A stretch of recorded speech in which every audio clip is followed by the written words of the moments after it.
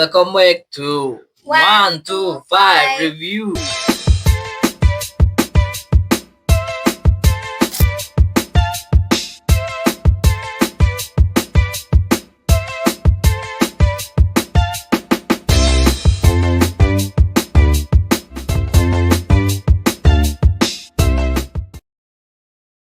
Hari ini kita mau bahas film apa? Film anime dari Detektif Conan. Kenapa nih kita bahas film anime? Karena banyak banget yang komen request untuk di-review anime. Jadi hari ini kita bahas film anime yang masih tayang di bioskop. Judulnya adalah Detektif Conan One Eye Flashback. One Eye Flashback. Jadi ini tuh film ke-28-nya Conan. Nah ini kan ceritanya tuh rame ya, karena banyak banget karakter-karakter ikonik yang muncul. Nah mungkin bisa dijelasin dulu karakter siapa aja sih yang muncul di film kali ini? Yang pastinya Conan Edogawa ya. Iya dong, kan filmnya tentang dia. Benar Terus banget. ada siapa lagi? Ada Kogoro Mori. Oke. Ada Kasuke Yamato, Takaaki Morufushi, Yui Uehara, Ran Mori, Rei Furuya, Yuya Kazami, Ai Haibara. Ini teman-temannya tuh. Ayumi Yoshida, Genta Kojima, Mitsuko Tsubara, Profesor Agasa, Detektif Takagi. Ya, Detektif Takagi. Terus ceweknya satu lagi, Miwako Sato, Hyue Kuroda, Detektif Migure, sama Detektif Shiratori, Detektif Chiba, dan Sonoko Suzuki. Ya sebenarnya sih banyak ya karakternya, cuman kalau dibacain semuanya habis durasinya. Bener banget. Oke, ceritanya sih secara sekilas ya, pastilah namanya detektif, akan ada kasus, dan kali ini kasusnya tuh kasus pembunuhan. Dan yang menjadi korban di sini adalah teman lamanya Detektif Mori. Bener. Jadi mereka akan memecahkan kasus siapa sih ini yang dalang dibalik kematian temannya Detektif Mori. Dan ini bukan teman sembarangan ya, ini adalah teman semasa dia satu kepolisian gitu. Benar banget. Nah, kalau dari sisi kamu dulu nih, yang paling berkesan pas kamu nonton film ini tuh apa buat kamu? Yang paling berkesan menurut aku tuh karena seperti ini ya, ini seperti tahu bola salju nggak kamu? Maksudnya gimana? Maksudnya tuh dia tuh dari, kan kalau bola salju kalau kita tahu tuh kalau jatuh dari atas bukit es gitu pasti dari kecil lama-lama jadi gede gitu. Nah kalau di film ini itu kayak ngambil metode gitu, itu dari kalau kita nonton nanti ya, itu dari hal kecil, dari mulai dari suatu pencurian kecil sampai nanti bakal skupnya tuh gede, itu dari sampai keamanan negara gitu dalam situ. Oh, jadi dari yang tadinya cuman karena kasus pencurian, tapi bisa efeknya imbasnya sampai ke national security lah gitu. Nah, yang berkesan bagi kamu di scene Detektif Conan One Eye Flashback ini apa? Di film ini yang berkesan itu sebenarnya karena munculnya karakter-karakter ikonik. Kayak si detektif yang matanya ada X-nya itu kan ikonik lah dia, si Detektif Yamato. Terus habis itu ada Detektif Morufushi yang dikit-dikit baca puisi, mau Detektif Morufushi yang dikit-dikit baca tangkap penjahat, baca puisi dulu. Ya sebenarnya mereka bertiga kan sama Uehara. Nah, kemunculan 3 karakter ini tuh penting dari awal film sampai akhir film. Jadi nggak cuman tempelan gitu loh. Si 3 ikonik karakter ini tuh berkesan. Bener banget. Nah, kalau tadi scene yang paling berkesan, terus perasaan pas nonton seperti apa? Kalau dari keseluruhan film kan tadi kamu udah bacain karakternya banyak banget tuh. Iya. Dari sekian banyak karakter itu, mana karakter yang buat kamu tuh paling menonjol gitu? Kalau dari sisi aku ya, karena aku bukan penonton yang aktif, dalam artian aku jarang, semenjak udah gede udah jarang nonton seri Conan. Aku sangat terkesima sama karakter bernama Rei Furuya ya. Karena dia di tampilan awal dia tuh sebagai waiters, tapi waiter barista di suatu kafe gitu kan. Di Poirot Cafe. Tapi ternyata dia punya hubungan khusus sama Conan, dia bisa telepon, dia tuh tidak segan ngobrol sama anak kecil gitu. Dia tahu dan di situ Conan juga tidak menggunakan alat pengubah suaranya kalau nggak salah. Nah, dan ternyata usut punya kita lihat nanti ke depannya, ternyata dia, kalau yang nonton serinya udah pasti tahu, nggak, ini bukan spoiler ya, yang nonton spoiler ternyata dia tuh anggota biro keamanan. Dan di situ sebenarnya tadi saya bilang waiters dan atau barista itu dia sedang menyamar gitu. Oke. Dan lebih kerennya lagi, dia bukan anggota biro sembarangan gitu, pas ternyata banyak yang kita lihat di situ kayak sederajat, tapi pas ada dia bisa mengancam dan terkesan emang pangkatnya powernya begitu. Oke. Iya sih, jadi kayak kontras gitu kan, ditampilinnya sebagai kayak orang biasa nyapu dong di depan kafe, tapi ternyata kalau kalian nonton filmnya, kalian bakal lihat si Rey Furuya itu tuh perannya gede banget, sampai di edit kredit ending title nanti jangan keluar dulu karena ada kejutan-kejutan. Benar banget. Kalau buat aku sebenarnya ya, karena ini tuh film yang kayak apa, fan service ya. Benar, fan service. Jadi tuh banyak karakter yang sebenarnya tuh nggak perlu ada di situ, kayak Sonoko. Buat apa dia ditelepon kan? Kayak, tapi sebenarnya tidak berpengaruh ke plot ceritanya. Tapi ya namanya juga dia karakter ikonik kan. Harus muncul barang sedetik 2 detik kayak sebentar doang juga ada nih karakter Sonoko. Nah, tapi kalau karakter yang buat aku berkesan ya justru si trio detektif yang tadi itu, karena dari awal film ini dimulai itu tuh berpengaruh banget gitu loh, si ketiga orang ini sampai endingnya tuh mereka memegang peranan penting. Jadi si ketiga detektif Yamato Morofushi Uehara tuh nggak cuma tempelan gitu kan, nggak kayak si Sonoko yang kayak cuma muncul biar seru doang. Tapi yang 3 orang ini tuh seru. Terus kalau dari ceritanya atau kayak scene gitulah yang berkesan buat kamu pas nonton film ini tuh gimana? Scene yang berkesan buat aku nonton film ini sih salah satunya atau yang bakal ikonik itu banget tuh si Conan Edogawa datang datang ke suatu tempat, terus ada polisi atau ada petugas lah ya, petugas gitu ngedeketin dia terus masang alat penyadap. Oke, kenapa scene dia dipasangin alat penyadap ini buat kamu berkesan? Karena emang awalnya keren juga, dalam artian si Conan nggak ngeh pada awalnya, dan kemudian ngeh, namun bukan cuma ngeh, dia juga langsung menempatkan ini dengan siapa yang memberi dan juga bisa menggunakan ini sebagai salah satu alat buat menyelamatkan diri dia. Karena kenapa?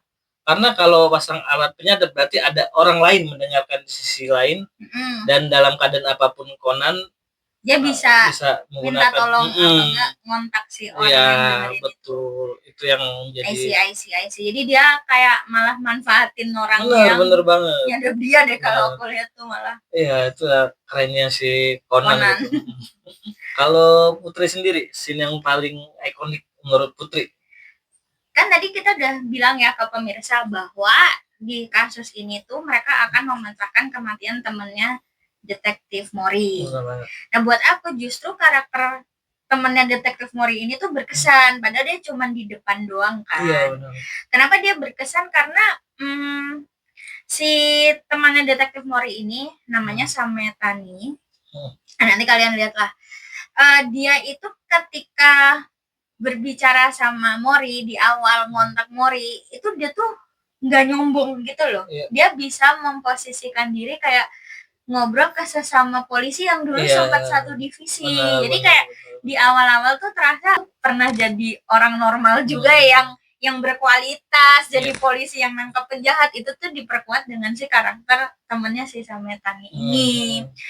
Nah, karena merekanya akrab gitu, ketika detektif polisi Sametaninya ini meninggal, jadi kebawa sedih gitu loh. Jadi kayak, oh ini kasus worth untuk dipecahkan gitu, karena karakter sama Tania di depan tuh berkesan banget. Bayangin misalnya victimnya nggak begitu berkesan ya, mungkin kayak kasus-kasus rentetan belakangnya yang kayak kamu bilang tadi kan, dari satu kasus kecil dia ngelebar ke kasus besar tuh jadi nggak terlalu meaningful gitu loh. Tapi karena si sama Taninya di depan itu kayak kita tuh jadi ngerasa kasihan juga, penasaran juga. Dan itu kan durasinya pendek banget dia di depan. Exposure ke Samantha itu dikit. Nah itu buat aku scene yang berkesan. Dia pendek tapi mengesankan penonton. Sampai kita tuh kasihan gitu loh, sampai ini harus dicari tahu nih siapa yang melakukan ini. Nah, si Conan, film Conan baik series ataupun film ya, kita kan udah beberapa kali nonton. Kalau khususnya di film ke-28 ini, buat kamu apa yang jadi plusnya, apa yang jadi minusnya film Conan?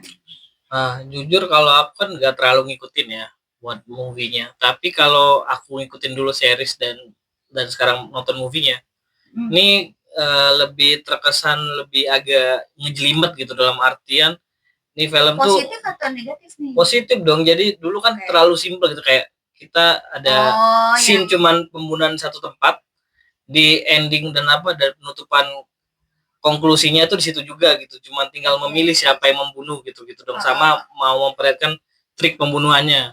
Kalau ini seri, kalau di sini tuh kayak kita dikasih sebuah perjalanan, benar-benar kayak film. Kalau kita nonton film, perjalanan dari rumah, terus ada teman-temannya, ternyata mereka tidak bareng ikutin acara yang diberikan sama profesor, tapi entah kenapa connected gitu. Ya, entah kenapa jadinya kembali bertemu gitu. Jadi kelihatan banget tuh kayak film gitu, bukan cuman tiba-tiba kalian kecil-kecil liburan di mana, jadi pembunuhan, kalian selesaikan, milih siapa pembunuhnya, kelar gitu. Enggak, ada sih kayak film yang based on series tapi kesannya kayak dipanjang-panjangin gitu kan. Tapi kalau ini menurut kamu plotnya oke? Ini plot film yang cocok banget, sama ada beberapa adegan yang seru-seru kalau kalian nonton.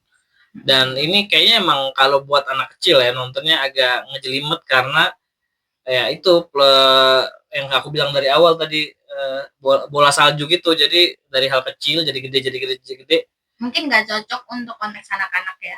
Soalnya yang kayak tadi kita bilang, dia tuh dari satu kasus pencurian sederhana bisa sampai ke national security. Itu kan kayaknya nggak di dunia anak-anak sih. National security nggak kepikiran lah sampai segitunya.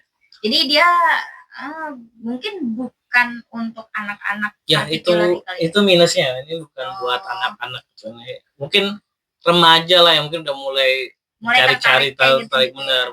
Iya sih, yang udah kayak tidak asing dengan secret spy gitu kan, yang kayak konsep kayak gitu. Kalau di anak-anak nggak belum ini.